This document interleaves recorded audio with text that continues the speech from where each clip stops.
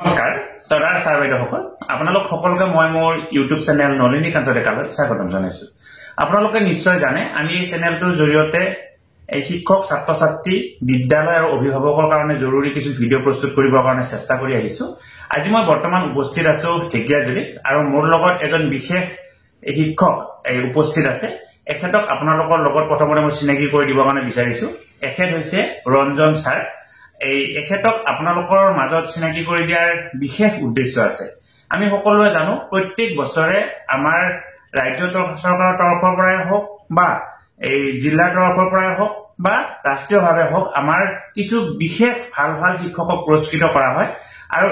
আমাৰ ৰঞ্জন ছাৰক 2023 বৰ্ষত বেষ্ট টিচাৰ এৱাৰ্ড দিয়া হৈছিল। মই সৌভাগ্যক্ৰমে আজি ইয়াত আহোঁতে ছাৰক লগ পালো, গতিকে মই ভাবিলো আপোনালোকৰ লগত ছাৰক চিনাকি কৰি দিয়াৰ প্ৰয়োজন আছে। ছাৰ প্ৰথমতে আপোনাক আমাৰ চেনেললৈকে ধন্যবাদ জনাইছো। আপুনি আপোনাৰ চিনাকিটো দিয়াৰ লগতে কোনখন বিদ্যালয়ত বৰ্তমান কৰ্মৰত সেইটো অকণমান কৈ দিব। হয়, মই শ্ৰী ৰঞ্জন শইকীয়া। মোৰ কৰ্মৰত বিদ্যালয়খন ঢেকিয়াজুলি শিক্ষাখণ্ডৰ অন্তৰ্গত লোকনায়ক অমীয় কুমাৰ দাস আদৰ্শ প্ৰাথমিক বিদ্যালয়।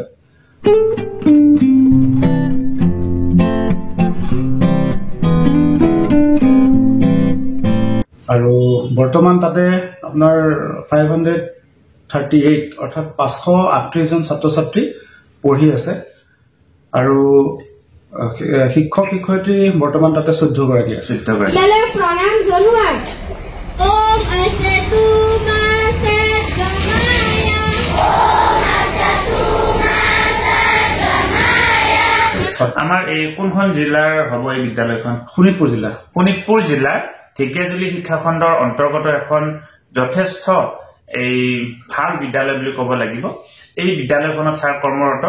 আৰু ছাৰে এই বিদ্যালয়খনত বিভিন্ন কাম কৰাৰ উপৰিও ছাৰৰ আন এটি প্ৰতিভা আছে। ছাৰ আৰ্ট এণ্ড ক্ৰাফ্টৰ লগত জড়িত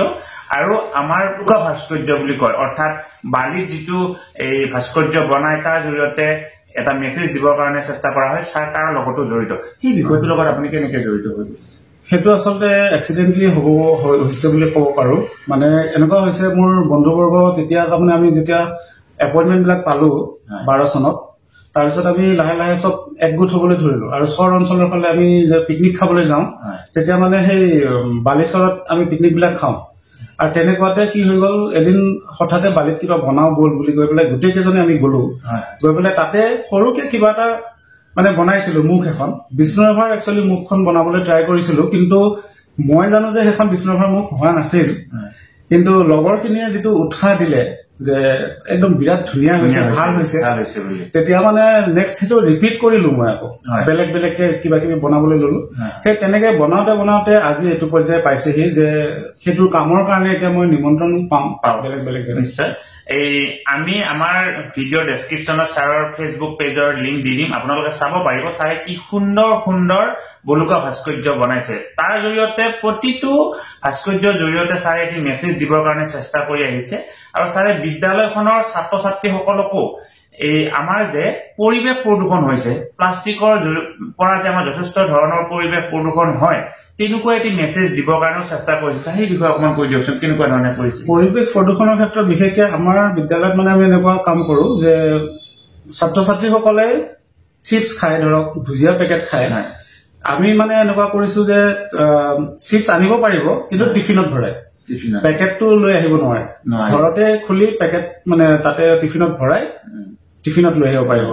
বা বেলেগ বস্তু কিনাটো প্ৰায় নিষেধ, কিন্তু তথাপিও ছাত্ৰ ছাত্ৰীসকলে দোকানত পটককে কিনি খালে কেতিয়াবা আৰু কৰিবলৈ নাই। আৰু বাকী এই প্লাষ্টিক বটলবিলাক আপোনাৰ আমি ঘৰৰ পৰা প্ৰতিটো ছাত্ৰ ছাত্ৰীক লৈ আহিবলৈ দিওঁ। যিবিলাক পেলনীয়া বটল আছে সেই বটলখিনিৰে আমি ইনষ্টলেশ্যন আৰ্ট কৰো। ধৰি লওক আপোনাৰ এবাৰ মই তেনেকে 50 ফুট দীঘল এটা ডলফিন, আপোনাৰ ৰিভাৰ ডলফিন যিটো, বাছি লোৱা হ'ল। আচলতে কি হৈছে, আপোনাৰ ৰিভাৰ ডলফিন বিলাক প্ৰায় নোহোৱা হবলৈ ধৰিছে আৰু তাৰ এৱাৰনেছৰ কাৰণে আচলতে মই সেইটো বনাইছিলো। আৰু সেইটো বনোৱা দিন হৈছে এই যোৱা আপোনাৰ 2023 চনৰে হ'ব চাগে। 2023 চনৰ জুন মাহত আকৌ ৰিপিট কৰিছিলো। আৰু সেইটো মই স্কুলৰ কেম্পাছৰ ভিতৰত মানে স্কুল বিল্ডিং বনাবলৈ অনা বালিৰে মানে কৰা হৈছিলে। এইটো এটা কাছ বনোৱা হৈছিলে কাছটো এনেকুৱা দেখুওৱা হৈছিল যে প্লাষ্টিকৰ কাৰণে জলচৰ প্ৰাণীবিলাক যে মানে মৰিবলৈ ধৰিছে বা বেয়া হ'বলৈ ধৰিছে নষ্ট হ'বলৈ ধৰিছে তাতে কি কৰিছিল আপোনাৰ একফালে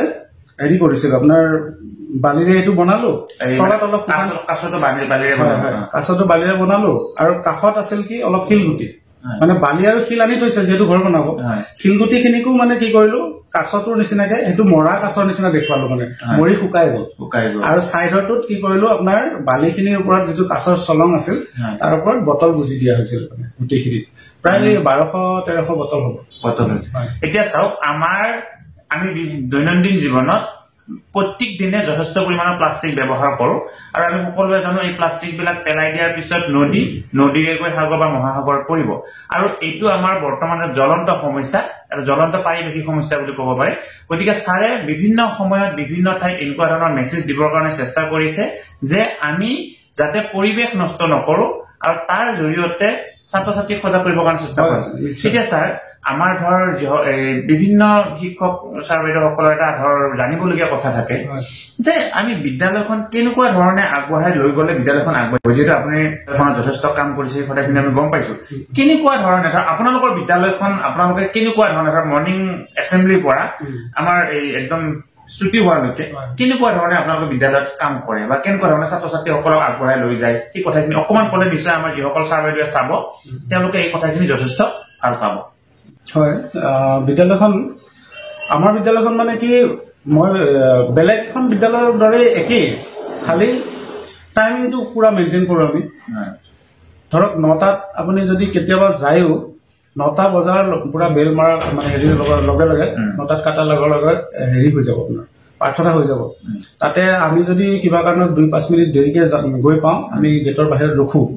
ছাত্ৰ ছাত্ৰীসকলক কিন্তু গেটৰ বাহিৰত নৰখাওঁ গেটৰ ভিতৰত ৰখাই পেলাই লাইন পতাই থৈ দিওঁ কিন্তু তেওঁলোকে এক্সট্ৰাকে পাৰ্টনাৰ লাইন নহয় তেওঁলোকে এক্সট্ৰাকে সন্মুখৰ ফালে ৰখি থাকে কাৰণ আমাৰ মানে ৰাস্তাটো আপোনাৰ ফায়াৰ ব্ৰিগেড আহে গতিকে তাত আমি বহুত বেছি ভিৰ হৈ যায় আৰু আমাৰ গাৰ্জেন বহুত আহে ল'ৰা ছোৱালীক থবলৈ নিবলৈ বহুত ল'ৰা ছোৱালী আহে সেইটো কাৰণে সময়টো প্ৰথম কথা দ্বিতীয় কথা হৈছে ক্লাছবিলাক খালী নাথাকে আৰু এটাও ভাল হৈছে কি আমাৰ বিদ্যালয়খন টাউনত থকা বিদ্যালয়টো গতিকে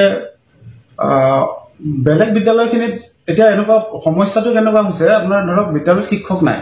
সেই সমস্যাটো আচলতে আমি সৌভাগ্যৱান যে আমাৰ বিদ্যালয়ত সেই সমস্যাটো নাই সেইটো কাৰণে আমি হয়তো চাগে কৰিব পাৰিছো আৰু কষ্ট কিন্তু খুব কৰোঁ কষ্ট মানে সাংঘাতিক ধৰণে আমি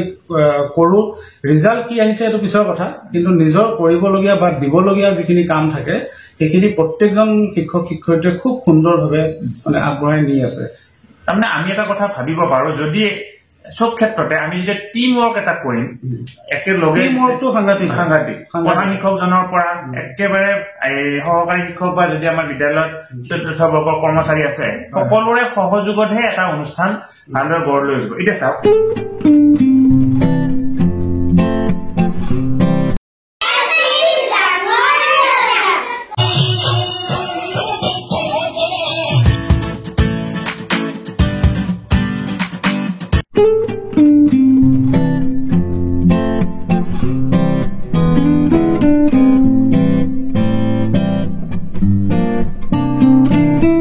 ছাৰ ধৰা হ'ল আপুনি যিহেতু 2012 চনতে এপইণ্টমেণ্ট পোৱা এতিয়া প্ৰায় 2025 চন পালে আপোনাৰ চাকৰি জীৱনৰ এতিয়ালৈকে প্ৰায় 13-14 বছৰ হৈছে সেই সময়ৰ আপুনি যেতিয়া প্ৰথমতে বিদ্যালয়ত সোমাইছিলে সেই সময়ৰ বিদ্যালয়ৰ পৰিৱেশ আপুনি নিশ্চয় মনত থাকিব বা এতিয়া পৰিৱেশৰ মাজত কিবা সাল সলনি পাইছে নেকি ছাৰ আমাৰ সাল সলনি যথেষ্টখিনি আছে নোহোৱাও নহয় কিন্তু আপোনাৰ একাডেমিক সাইডতো আছে আৰু ষ্টুডেণ্টৰ ডিফাৰেন্সটো আছে কিন্তু ষ্টুডেণ্টৰ ডিফাৰেন্স বুলি ক'বলৈ গ'লে আমি যেতিয়া ফাৰ্ষ্ট সোমাইছিলো যেতিয়া আমি ডাইচ ফিল আপ কৰোঁ ছাত্ৰ ছাত্ৰীৰ তেতিয়া ডিজিটেল ডিভাইচ আছে নেকি তাত আমি নো লিখিছিলো এতিয়া কিন্তু নো নাই এতিয়া আপুনি ইয়েছ লিখিব লাগিব কাৰণ সকলোৰে হাতে হাতে এটা স্মাৰ্ট মোবাইল আছে তাৰ উপৰি ডিজিটেল ডিভাইচ স্কুলত নাছিলে আমাৰ এতিয়া ক'বলৈ ভালেই হয় কাৰণ আমাৰ বিধায়কগৰাকীও আমাৰ স্কুলত এটা ডিজিটেল ছেটআপ দিছে যিটো এলপি স্কুলত চৰকাৰীভাৱে ডিপাৰ্টমেণ্টেলি নাহে তাৰমানে এইটো কেনেকুৱা ধৰণৰ হয় এইটো আপোনাৰ ডিজিটেল ছেটআপ বুলি কওঁতে ডিজিটেল বৰ্ড এখন হয় 64 ইঞ্চৰ এখন ডিজিটেল বৰ্ড তাৰপিছত তাত আমি ছাত্ৰ ছাত্ৰীক কি দেখুৱাব পাৰিম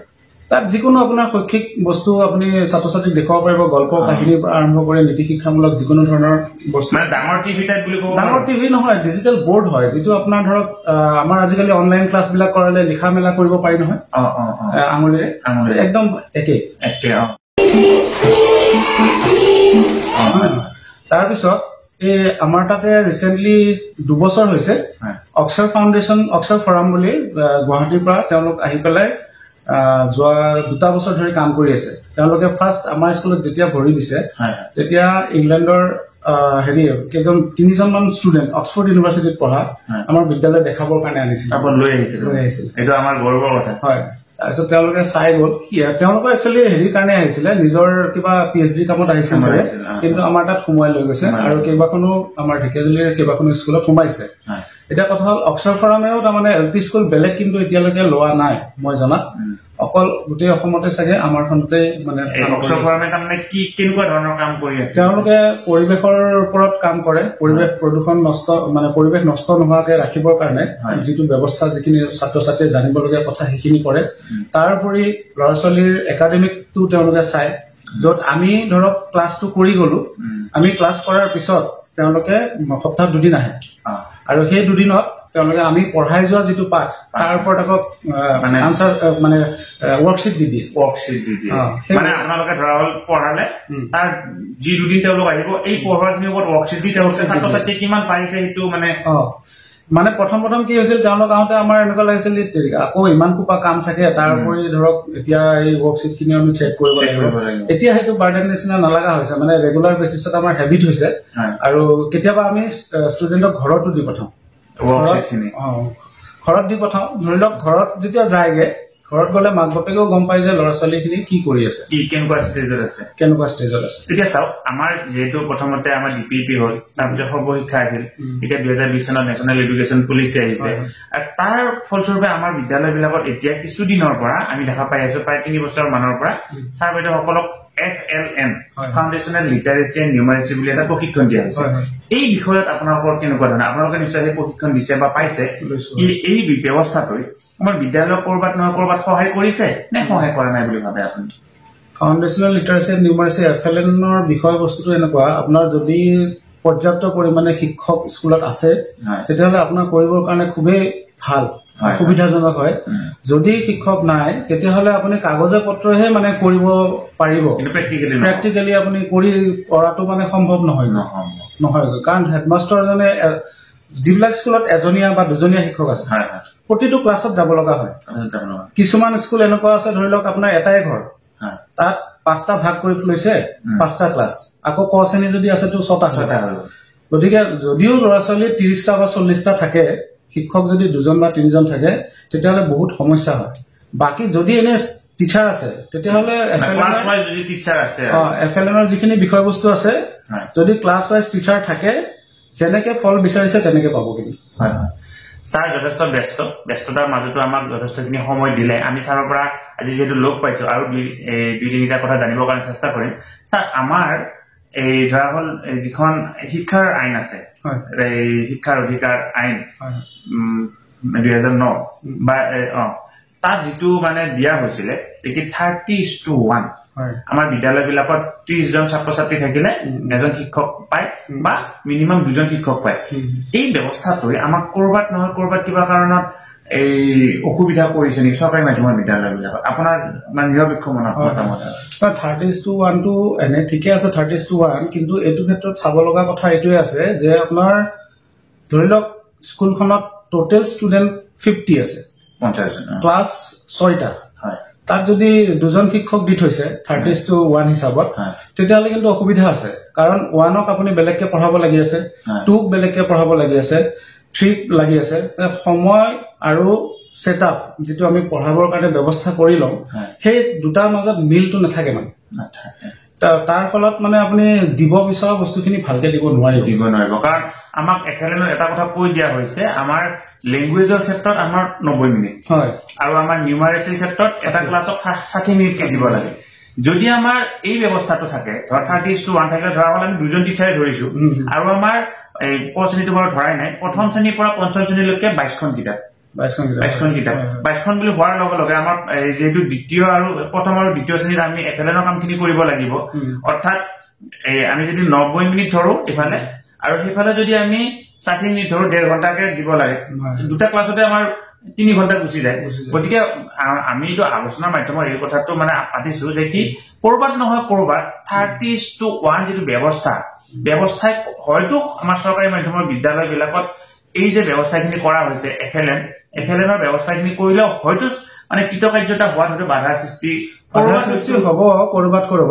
কিন্তু যদি আমাৰ ক্লাছ ওয়াইজ স্টুডেন্ট টিচাৰ আছে বা মিনিমাম 3 জনো যদি আছে তেতিয়া হলে হয়তো আমি এটো নিশ্চয় সফল হ'ব পাৰিম টিচাৰ যদি মানে যিমানখিনি লাগে তাৰ 80% যদি ফুলফিল হৈ আছে কৰিব পাৰিব 70-80% কৰিব পাৰিব নিশ্চয় তাতে তলত হলে দিগদাৰ হ'ব সদা সাৰ্ভেৰ সকল আমি এটো গম পাও ইতিমধ্যে 5 সেপ্টেম্বৰ তাৰিখে আমাক এই শ্ৰেষ্ঠ ৰাজ্যখনৰ হক দেশখনৰ হক ভাল শিক্ষকসকল পুৰস্কৃত কৰা এতিয়া স্যাৰ আমি যেতিয়া যাও আমি বিভিন্ন ঠাইত যেতিয়া যাও এই সাৰ্ভেৰ সকলৰ পৰা এটা মানে কথা আমি শুনিব বিচাৰো মানে তেওঁলোকে জানিব বিচাৰে তাৰমানে শিক্ষক শিক্ষয়িত্ৰীসকলে প্ৰকৃততে ধৰ এই ব্যৱস্থাটোৰ বিষয়ে মানে আজিকালি আমি শুনিছো কিবা এপ্লাই কৰিব লাগে বা কিবা ডকুমেন্টেশনৰ কথা আছে এইখিনি ভালদৰে নাজানে স্যাৰ অকমান আমাৰ যিসকল সাৰ্ভেটো চাব কাৰণ এনেকুৱা বহুত ভাল শিক্ষক আছে যেনেকি হয়তো ভাল কাম কৰি আছে কিন্তু প্ৰপাৰ ডকুমেন্টেশন বা এই কামখিনি কৰিব পৰা নাই অকমান কৈ দিব নেকি মানে আপোনাৰ টিচাৰ এৱাৰ্ডৰ কাৰণে যদি আপোনাৰ আগ্ৰহী হয় বা তেতিয়াহলে আপুনি এপ্লাই কৰিব লাগিব ফাৰ্স্ট আৰু এপ্লাই কৰিবৰ কাৰণে আপোনাৰ কমসে কম 10 বছৰ চাকৰি হ'ব লাগিব প্ৰথম কথা দ্বিতীয় কথা আপুনি যেতিয়া স্কুলত কাম কৰি থাকিব সেইবিলাকৰ প্ৰপাৰ ডকুমেন্টেশন আপোনাক লাগিব মানে আপুনি ধৰি লওক কিবা এটা এক্সট্ৰা ওয়াৰ্ক কৰাইছে স্কুলত সেই কামখিনি আপুনি কৰাইছে বুলি লিখিলে নহব তাৰ ভিডিও বা ফটো মানে পপুলাৰ কৰিছে না নাই বিশেষকৈ ভিডিও হলে মানে বেছি একসেপ্টেবল হয় আৰু আজিকালি এনেকুৱা হৈছে মানে আপুনি সিডিত দিব লগা হয় সিডিত মানে আপোনাৰ কথাখিনি লিখি পেলাই দিব লগা হয় আৰু লগত আপুনি যেটো লিখি দিব সেই লিখাটোৰ লগত লিংক মানে আপোনাৰ যেনেকৈ ফেসবুক ধৰক বা ইউটিউব আছে আপোনাৰ আপুনি লিংকটো লগাই দিব লাগিব তাতে আৰু তেওঁলোকে তেতিয়া নিজে চাই ল'ব যে আপুনি কৰা কামটো কোৱা কথাখিনি হয় নে নহয় গতিকে সাৰ্ভেৰ সকল আমি আমাৰ বিদ্যালয়ত যিমান ভাল কাম কৰিব পাৰিম বিদ্যালয়খন আপোনাৰ মান দ্বাৰা বিদ্যালয়খনত কেনেকুৱা ধৰণৰ প্ৰভাৱ পৰিছে ছাত্ৰ ছাত্ৰী বাঢ়িছে নেকি বা আমাৰ মেট্ৰিকৰ হাইস্কুলৰ মেট্ৰিকৰ ৰিজাল্ট চাই মেট্ৰিকৰ ৰিজাল্ট এই কেনেকুৱা ধৰণৰ হৈছে এই আটাইখিনি কথা চাব অৰ্থাৎ আপুনি আপোনাৰ কৰ্মৰ দ্বাৰা নিজৰ বিদ্যালয়খন বা আপোনাৰ সমাজত কেনেকুৱা ধৰণৰ প্ৰভাৱ পেলাব পাৰিছে সেই কথাখিনিও নিশ্চয় মই আৰু এটা কথা কৈ দিওঁ মানে আপুনি যে আছে যিখন বিদ্যালয়ত সেই বিদ্যালয়খন আপুনি থকাৰ কাৰণে আগতকৈ সলনি হৈছে নেকি সেই বস্তুটো চাই তাৰমানে তেওঁলোকে আৰু ষ্টুডেণ্টৰ সংখ্যাটো গুণোৎসৱত আপোনাৰ বিদ্যালয়খনে কি গ্ৰেড পাইছিল এই গোটেই কথাবিলাক সামৰি পেলাই তাৰমানে মানে চোৱা চিতাটো কৰে এতিয়া আমাৰ বিদ্যালয়ত ধৰ বিভিন্ন eco club nutrition garden kitchen garden বা আন যিবিলাক আনুষংগিক কথা এই কথাখিনি আপোনালোকৰ বিদ্যালয়ত গোটেইখিনি ফুলফিল হৈ আছে ইকো ক্লাব আছে নিউট্ৰিশন গাৰ্ডেনৰ কাৰণে বৰ্তমান আমাৰ ঠাই নাই 1 বিঘা মাটিৰে স্কুলখন আমাৰ আৰু যেতিয়া ল'ৰা ছোৱালী তাত আমাৰ ঘাঁহে নগজে তাৰমানে ঘাঁহ গজিবলৈ সুবিধাই নাপায় খালি গৰমৰ বন্ধত যেতিয়া মানে বৰষুণ পৰে বাৰিষা সময় হয়তো তেতিয়াহে অলপ ঘাঁহ উঠে কাৰণ ষ্টুডেণ্ট সেই সময়ত নাথাকে বাকী আমাৰ স্কুলত যদি যায় আপুনি মানে ধূলিহে খাব মানে পুৰা ধূলি হৈ থাকে ছাত্ৰ ছাত্ৰীও বেছি কম হয় গতিকে সাৰ্ভেৰ সকল এয়া আমাৰ লগত এজন কৃতি শিক্ষক আছে আৰু আমি নিজকে ধন্য মানিছো এনেকুৱা এজন কৃতি শিক্ষকৰ সংগ পোৱাৰ কাৰণে আমি আপোনালোকক ছাৰক আপোনালোকৰ মাজত আমাৰ চেনেলৰ জৰিয়তে আপোনালোকৰ মাজলৈকে লৈ আহিলো নিশ্চয় ছাৰৰ যিখিনি কৰ্ম বিদ্যালয়ত যেনেকুৱা ধৰণৰ কৰ্ম কৰিছে এই কৰ্মৰ দ্বাৰা নিশ্চয় আন 2-এজন শিক্ষক নিশ্চয় অনুপ্ৰাণিত হ'ব আমাৰ ভিডিঅ ডেছক্ৰিপশ্যনৰ লিংকত আমি ছাৰৰ ফেচবুক পেজটো দি দিম তাত আপোনালোকে আৰ্ট এণ্ড ক্ৰাফ্টৰ লগত জড়িত ছাৰ যিবিলাক কাম কৰিছে এই কথাখিনি চাব পাৰিব আৰু যিখিনি কি বুলি কয় এইটো চকৰ নহয় আৰু এই বালিকৰাটো বলুকা ভাস্কৰ্য সেইখিনি চাব পাৰিব আৰু ছাৰে এটা বৰ সুন্দৰ কাম কৰিছে আমি জানো আমাৰ 1950 চনৰ 26 জানুৱাৰী তাৰিখে যি সংবিধানখন কাৰ্যকৰী হৈছিল সেই সংবিধানৰ যিটো প্ৰস্তাৱনাটো সংবিধানৰ আদৰ্শ বুলি কোৱা হয় এই আদৰ্শটো ছাৰে সুন্দৰকৈ চক পেঞ্চিলত লিখি উলিয়াইছে আচলতে মই লিখিত নহয় খুদিত কৰা হৈছে মই যেতিয়া প্ৰথমতে ছাৰক লগ পাই সেই কথাখিনি দেখিছিলো চাইছিলো মই নিজকে মানে ইমান ভাল লাগিছিলে যে কি আমাৰ সংবিধানখন যিটো প্ৰস্তাৱনাটো তেখেতে চক পেঞ্চিল আমি ৰুমত যি চক পেঞ্চিল ব্যৱহাৰ কৰো তাত তেখেতে খুদিত কৰিছে গতিকে ছাৰ লাষ্ট আমি একেবাৰে শেষৰ প্ৰশ্ন এই কথাখিনি কেনেকুৱা ধৰণে কৰিলে বা কেনেকুৱা ধৰণে আমাৰ মনত আহিল এই যে আমাৰ এই প্ৰস্তাৱনাটো লিখিলে কি কথাখিনি এবাৰ কৈ দিয়ক প্ৰস্তাৱনাখন লিখোতে বহুত সময় লাগিছে তাৰমানে 16ডাল মান চক আছিল চাগে তাতে মানে এডাল চকত লাইনকে মই কাৰ্ভিং কৰি গৈছো আৰু অসমীয়া বৰ্ণমালাৰ স্বৰবৰ্ণখনো মোৰ লিখা আছে মানে এইখিনি বস্তুৰ সময়ে সময়ে কৰবাত এক্সিবিশনো হৈছে এতিয়া দিল্লী CCRT গৈছিলো মই একবাৰ তাতো হৈ গৈছে এইখিনি গোটেইখিনি লৈ যাব পৰা নাই দিল্লীলৈকে গলে ধৰক বস্তুটো নষ্ট হ'ব পাৰে বুলি পিচখিনি মোৰ তাত অৰিজিনেল পিচখিনি গোটেইখিনি আছে কিন্তু মই বেছিভাগ মানে কৰবাত যদি এক্সিবিশন কৰিব লগা হয় ফটোগ্ৰাফ দি দিওঁ এই ৰিচেণ্টলি মই তেজপুৰত কৰিছো কেইদিনমান আগত অৰিজিনেল পিচ 20টা মান আনিছিলো তাতে সেইখিনি কৰিছো আৰু সেইটো কামো সেনেকুৱা এক্সিডেন্টলিয়ে হৈছে মানে বালিটো যেনেকে কৈছো মই পিকনিক খাব গৈ পেলাই তাতে তাৰ পৰা ষ্টাৰ্ট হৈছে এই চকৰ কামটো তেনেকে মই প্ৰথম প্ৰাইভেট স্কুলত কৰিছিলো প্ৰাইভেট স্কুলত আপোনাৰ এটা বেজি মানে সেই যে আমাৰ ছোৱালীসকলৰ কাৰণে এমব্ৰইডাৰী কৰিবৰ কাৰণে আগৰ এনেকে ভেৰি আহে আপোনাৰ বেজি ল'ব নেকি বেজি বুলি মানুহ আহে এই তেওঁলোকে তাৰমানে বেজি এটা দি থৈ গৈছিল যে আপোনালোকে এইটো বেজিটো যদি ছোৱালীসকলে বিচাৰে আমাক মাতি দিব ফোন কৰি দিব আমি দি যাম বেজি এটা দি গ'ল আৰু সেইটো চক পেঞ্চিলৰ বাকচত পেলাই থৈছিল মানে কমন ৰুমত সেইটোৰ পৰা ফাৰ্ষ্ট আৰম্ভ কৰিছো তাৰমানে প্ৰথম মাছ বনাইছো ফুল বনাইছো এই নামঘৰৰ খুঁটাবিলাক শ্ৰীমন্ত শংকৰদেৱ হনুমানৰ গদা শ্ৰীমন্ত শংকৰদেৱৰ এটা সৰু 1 ইঞ্চি অকমান ডাঙৰ হ'ব পাৰে প্ৰায় 1 ইঞ্চি ক'ব পাৰে তেনেকুৱা চাইজৰ এটা মই দিল্লী আপোনাৰ যিটো CCRT নৰ্থ ইষ্ট মিউজিয়াম আছে তাতে যাওঁতে তাতে দি আহিছে গতিকে এই আপোনালোকে দেখা পালে এই ছাৰ যথেষ্ট অকল শিক্ষাৰ লগতে জড়িত নহয় তেখেতে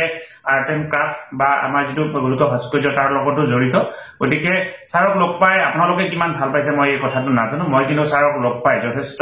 এটা ভাল লাগিছে আৰু মই যথেষ্ট নজনা কথা কিছু ছাৰৰ পৰা শিকিব পাৰিছো আশা কৰিম আমাৰ এই ছাৰ আৰু মোৰ যিখিনি কথোপকথনে নিশ্চয় আমাৰ কিছু ছাৰ বাইদেউক আকৰ্ষিত কৰিব আৰু আমি আমাৰ বিদ্যালয়ত যদি এই শিক্ষক যথেষ্ট পৰিমাণে পাওঁ নিশ্চয় FLNৰ লগত জড়িত কাৰ্যবিলাক বা বৰ্তমান বিদ্যালয়খন আগবঢ়াই নিয়াৰ ক্ষেত্ৰত যথেষ্ট আগবাঢ়িব পাৰিম ছাৰ আপোনাক বহুত বহুত ধন্যবাদ জনাইছো এনেকুৱা ধৰণে আপুনি ভাল কাম কৰক সমাজৰ কাৰণে কাম কৰি থাক আৰু আমি যাতে পৰৱৰ্তী পৰ্যায়ত আকৌ আপোনাক লৈ এনেকুৱা ধৰণে ভিডিঅ' প্ৰস্তুত কৰিব পাৰোঁ ধন্যবাদ নলিনীকান্ত ডেকা নামৰ ইউটিউব চেনেলটো হৈছে এটি শিক্ষামূলক ইউটিউব চেনেল এই চেনেলটোৰ জৰিয়তে আমি শিক্ষক ছাত্ৰ ছাত্ৰী অভিভাৱক আৰু বিদ্যালয়ৰ কাৰণে উপযোগী কিছু ভিডিঅ' প্ৰস্তুত কৰিবৰ কাৰণে চেষ্টা কৰোঁ আপুনি যদি আজি প্ৰথমবাৰৰ কাৰণে এই চেনেলটো চাইছে অনুগ্ৰহ কৰি চেনেলটো ছাবস্ক্ৰাইব কৰিব আৰু অল নটিফিকেশ্যন প্ৰেছ কৰি থ'ব